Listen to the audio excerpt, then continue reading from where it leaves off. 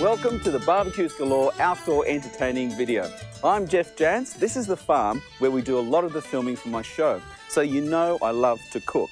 But did you know that my favourite way of cooking is outdoors? If you want to get the best results, you really should get one of these from Barbeques Galore. They're sensational. Now when you think about outdoor cooking, you think about steaks and sausages. Now we will cover cooking those in these videos, but we're going to cook a lot of things on this video. In fact, have a look at some of these.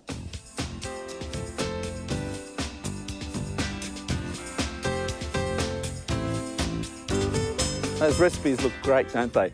Before we get onto the recipes, I'd like to run through some of the setup procedure. It's very, very important for your barbecues. All the information are in the booklets you'll receive, but let's run through them anyway.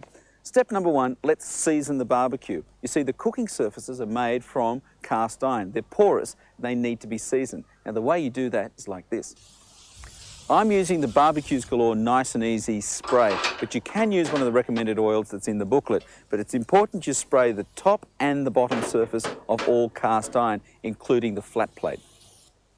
Much of the fantastic flavour of barbecues comes from the fact that fat drips down and the smoke and flavour comes back up, but excess fat needs to be collected. That's why we use fat soak. Pull out the tray, line it with foil and put the fat soak down there, and that will absorb the excess fat. Now, when that goes nice and black, throw it out and start again. Now for the gas. Tighten your connection and give one full turn on. That's all you need for the gas to flow. Now to start the barbecue, use the automatic ignition. Turn the first of the burners on, give it the ignition and listen for it to start. Once that's started, light the next jet and then the next, and that's how you do it always, in succession. After about 20 minutes, the smoke will start to rise and you'll have seasoned your barbecue. Now a quick wash with soapy water and then a light spray once again and you're ready for action. But remember, read the booklet, all the instructions are very detailed. Now we're ready to cook. Steaks and sausages. Now here are some of my favourites. Steaks, I like the T-bone, the eye fillet and the Scotch fillet for barbecuing. And as for the sausages, well, I just go down to the local deli and ask for whatever selection they have. You know, steaks and sausages are probably the most abused and most cooked thing on the barbecue, but there is a way of doing them perfectly and I'll show you how to do it. Now the first thing you do is get the barbecue ready. Turn all the burners on high and put the hood down. That way it will heat up quickly and the steaks will sear nicely. As for the steaks, I like to sprinkle a little bit of salt and pepper just before I want to cook it and then coat that with a little bit of cooking oil. I like olive oil. By the way, look at the brush I'm using. I made that myself. Grab some fresh herbs, tie it together in the end, and what happens is that brush won't burn on the barbecue the way some nylon brushes do, and plus it puts a little bit of extra flavour into it. Now take the steak and I like to seal it on the flat plate very quickly and then brush the grill and drop the steak onto the grill. Now put the hood straight down and turn the heat down underneath the steak. Now it depends how you like your steak done. I like it about 3 minutes one side and 2 on the other and turn it just once. When you turn it that once, let it cook for the desired amount of time and then set it up on top of the rack that's at the back there because resting your steak is just so important. Okay, that's a perfect steak.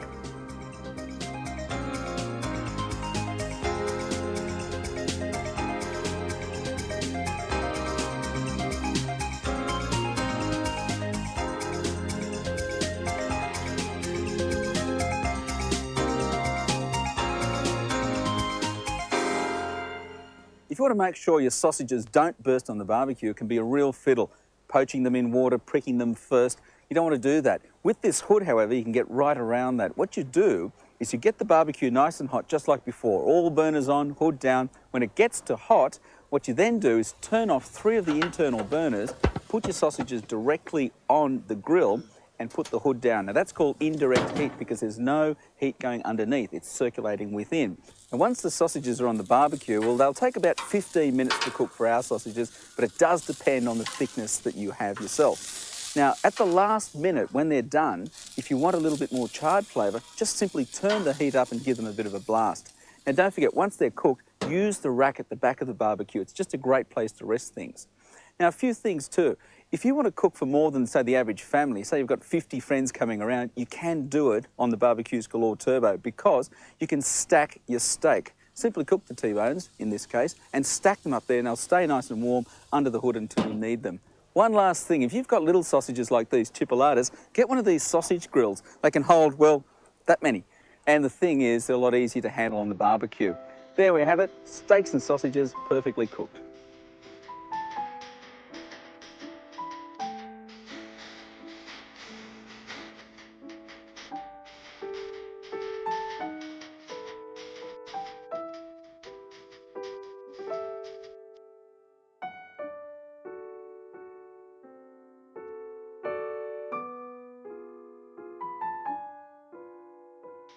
Now, our next recipe is prawns kebabs, but before you do any recipe, you've got to clean the barbecue down. So use one of these, or there's a huge range actually, barbecues galore. Find one that suits you.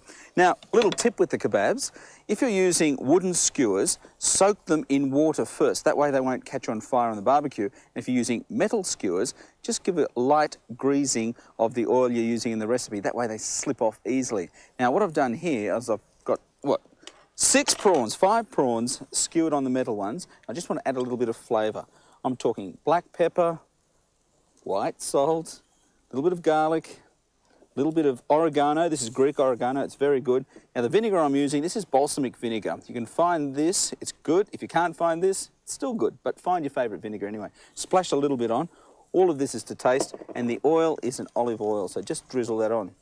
Now, one last thing, that's not protected from spoilage, so you whack it in the fridge for about 30 minutes until they look like that. As usual, brush the hot grill with some oil, prawns straight on, and why not a little bit of bread, make some toast for the final presentation. Now have a look at the meat kebabs there, typically done with some vegetables. They're also marinated and fantastic. When it comes to cooking the prawns, turn them just once and remember to baste them with some of that marinade from time to time. They don't take long, don't overcook them. Serve the prawns with the crusty bread, which has been toasted, and a fresh salad. They're prawns and kebabs with an Italian-style dressing.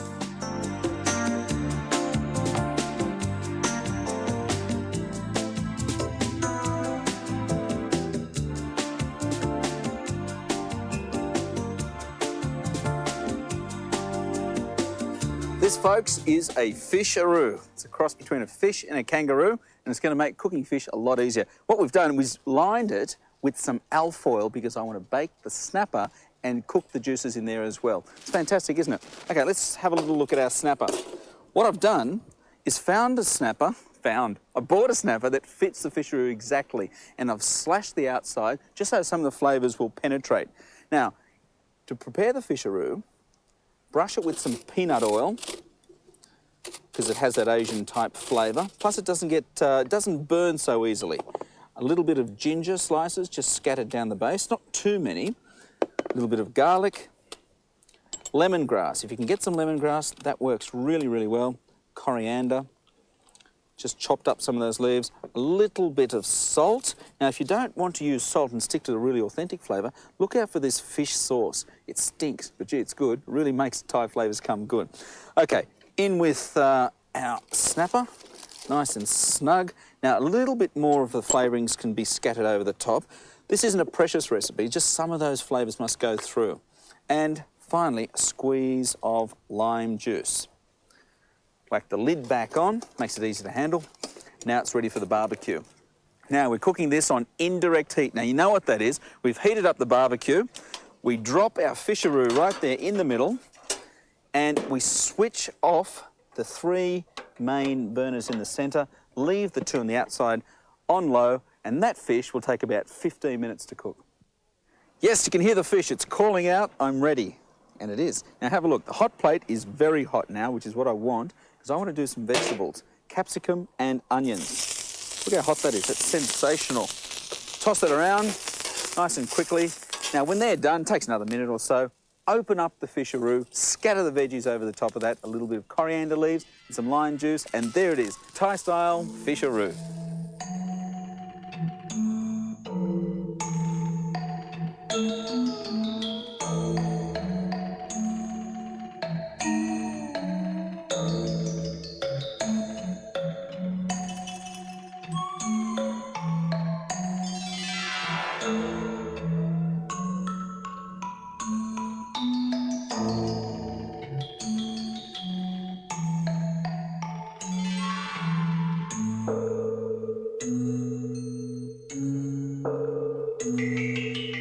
We've just seen a Thai-style fish done on the Fisharoo. How about a Chinese-style chicken done on a rotisserie?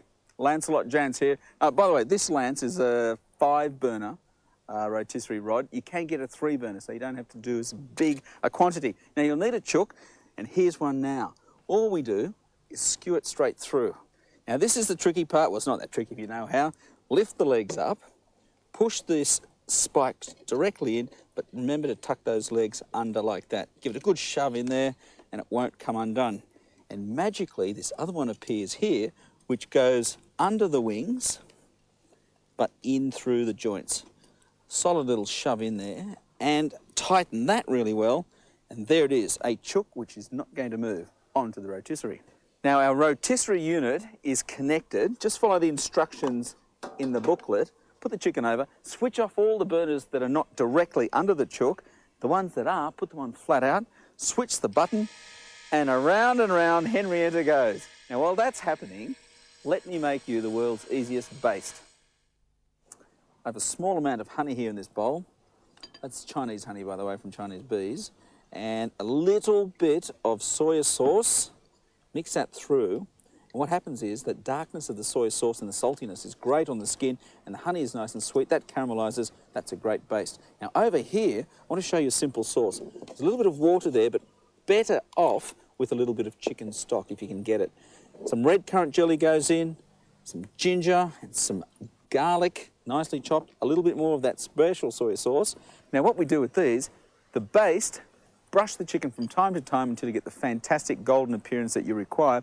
And as for the sauce, the little side burner on the side of the barbecue, it's really handy. Whack that on, let it reduce by half, and that's a fantastic sauce to go with our chook.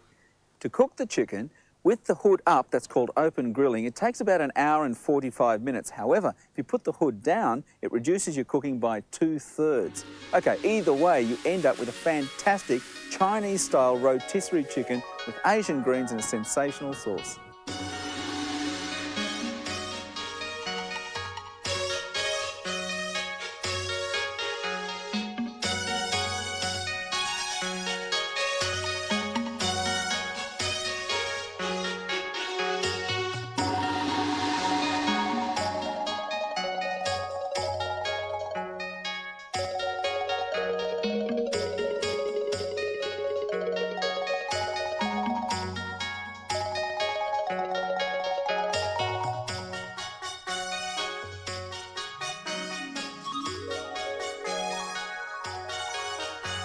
Now let's have a quick recap. We've done some steaks and sausages, we've done something Italian, something Thai, something Chinese. Time for something really down home. Can you believe this? Roast pork with crackling on the barbecue. Absolutely sensational. I'll show you how to make the crackling. First of all, you get your nice little lump of roast pork like this. What I like to do is rub in a little bit of salt, just like that, inches rubbed, a splash of vinegar, rub that in as well, and also just a little bit of oil. Once that's rubbed in, lift this out onto one of these. This is a roaster rack. Have a look at that. That's just perfect for the barbecue because it keeps the meat right off and away from sticking on the bottom. Now, that is on a tray.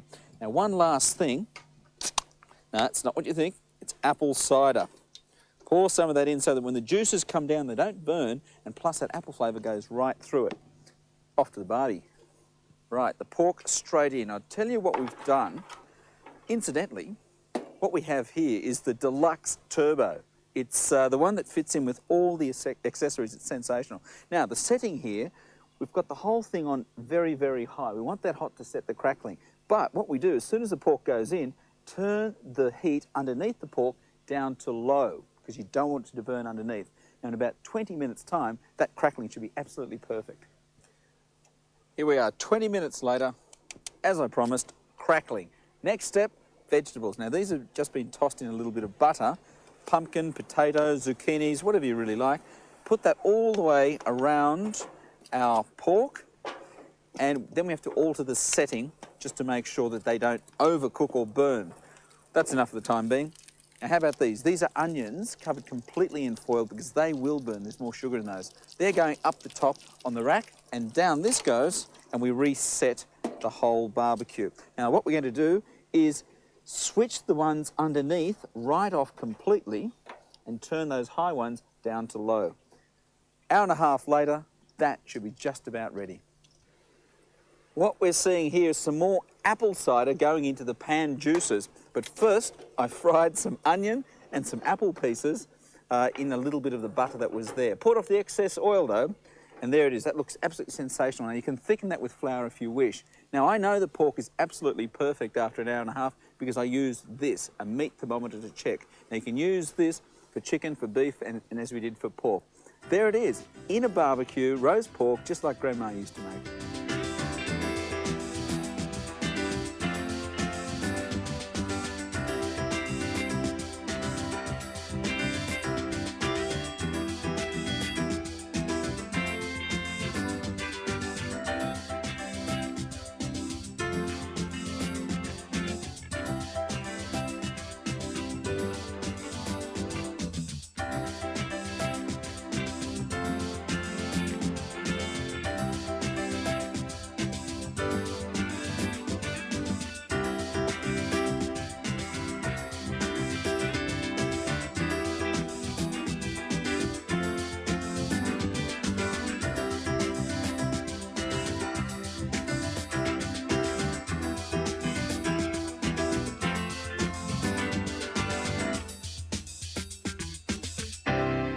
You know, you'd be amazed what other recipes can be done on a Barbeques Galore barbecue. Now, how about some gingered oranges for dessert on the barbecue? First of all, cast your eye over the ingredients. For 4 to 6 oranges, what I like to do is peel back the orange and the white skin using a very sharp knife. Then cut the orange flesh crossways and sprinkle some sugar and some slices of ginger between each of the layers. Reform the orange and wrap it really well in foil. Put these foil parcels onto the barbecue on low heat with the hood down for 6 to 8 minutes. When they're ready, splash on a little bit of Cointreau, serve with whipped cream, and there it is, dessert on the barbecue. Now, have a quick look at the ingredients for stir-fried sweet and sour pork.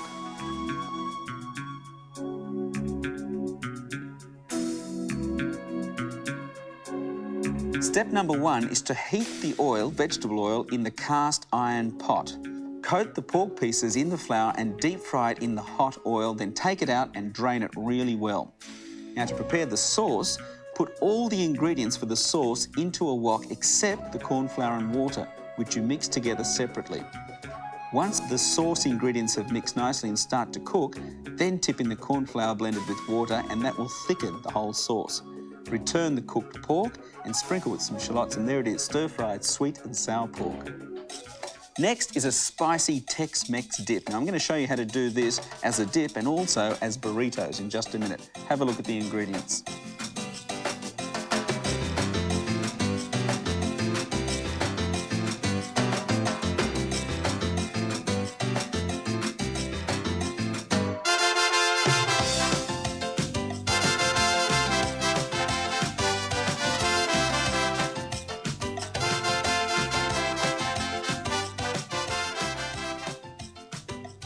To make the dip, heat 50 ml of the oil in a deep pot and fry onions, capsicum and garlic, and if you're using chilli, throw that in too. Remove those cooked vegetables and then brown off all the mince in the remaining oil. Add the vegetables back to the mince and then all the other ingredients except for the kidney beans all into the pot. Simmer this for 1 hour, stirring from time to time, and for the last 25 minutes of cooking, put in the drained kidney beans. And there it is, ready to serve. Just check the seasoning, but it goes really well with some corn chips and some sour cream. Now, for the Mexican burritos, use the same Tex-Mex dip. All you do is use that as a filling for some soft flour tortillas. Now, these are available in supermarkets and Mexican specialty stores. Take a couple of spoons of the mince, roll it into the tortillas and line a cast iron baking tray with either some baking paper or brush it with some olive oil. Place the tortillas into the baking dish, pour over a tomato sauce, and I'll tell you how to make one. Fry some onions in a fry pan, add some paprika, some cumin and some tomato puree and simmer that for about 5 or 10 minutes, and there it is. Pour that over the burritos, top it with some grated tasty cheese and pop that into the barbecue with indirect cooking, which means no heat underneath the baking tray and with the hood down. Just keep cooking that until the cheese melts and goes nice and golden brown, and there it is, Mexican burritos. Finally, let's talk vegetarian pizza. Here are the ingredients.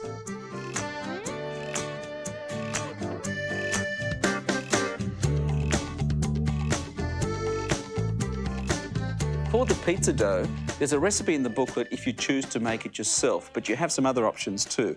You can either go to the local baker and ask them for some bread dough, or pop into the supermarket and get one of those pre-prepared bases, whichever you prefer. Once you have the actual base, to make the tomato sauce that goes on top of the base, just adjust the previous tomato sauce recipe. Instead of putting in paprika and cumin, use garlic and oregano, and that will give you the Italian touch. Once the tomato sauce is made, spread that on the base of the pizza and cover it with your favourite toppings. In this instance, the vegetarian pizza, we're using eggplant, which has been previously grilled, also some red capsicum, which has been roasted, and just some freshly cut mozzarella cheese. Now, to cook our pizza, all we do is pop it into the barbecue. Again, we're using indirect heat. That's no burners underneath the actual pizza itself, and cook that for 20 to 25 minutes. And when it's ready, serve it with a salad. Do you know what's made this cooking for me really easy today? I've been using Barbeques Galore's accessories. Pop into the stores, speak to someone about their range. It's fantastic. They've got some really good things. The other thing, Barbeques Galore is the best supply of outdoor leisure furniture. I bet you didn't know that. Jump in once again, check it all out. I'm sure you'll find something you like. Anyway, that's it for me today. Hope you enjoyed the video. See you next time.